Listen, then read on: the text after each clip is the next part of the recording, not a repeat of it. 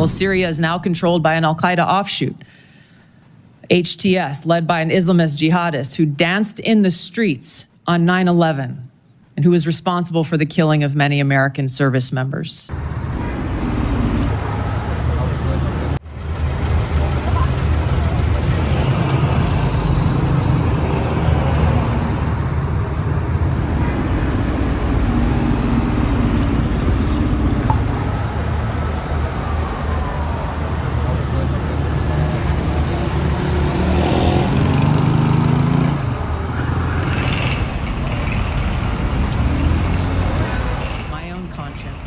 And the Constitution of the United States. Well, Syria is now controlled by an al-Qaeda offshoot, HTS, led by an Islamist jihadist who danced in the streets on 9/11 and who was responsible for the killing of many American service members, accusing me of being Trump's puppet, Putin's puppet, Assad's puppet, a guru's puppet, Modi's puppet, not recognizing the absurdity of simultaneously being the puppet of 5 different puppet masters.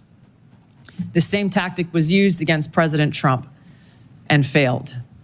The American people elected President Trump with a decisive victory and mandate for change. The fact is, what truly unsettles my political opponents is I refuse to be their puppet.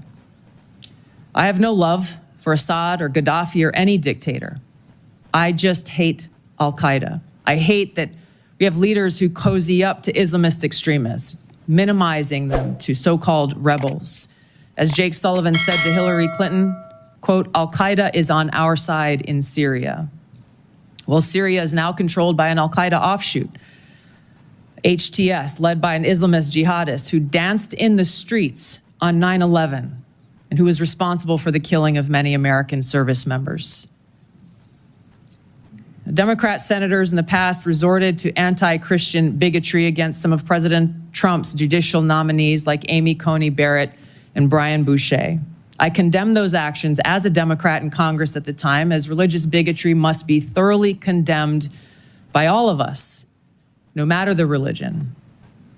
Unfortunately, there are some Democrat senators who still don't understand the principle of freedom of religion and Article 6 of the Constitution. Quote, no religious test shall ever be required as a qualification to any office or public trust under the United States. Unfortunately, they're once again using the religious bigotry card, but this time trying to foment religious bigotry against Hindus and Hinduism. If anyone is sincerely interested in knowing more about my own personal spiritual path of Hinduism, I welcome you to go to my account on X, where I'll share more on this topic.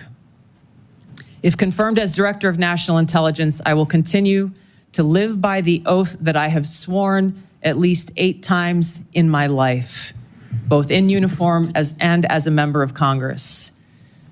I will support and defend our God-given freedoms enshrined in the Constitution of the United States against all enemies, foreign and domestic, and I will bear true faith and allegiance to the same.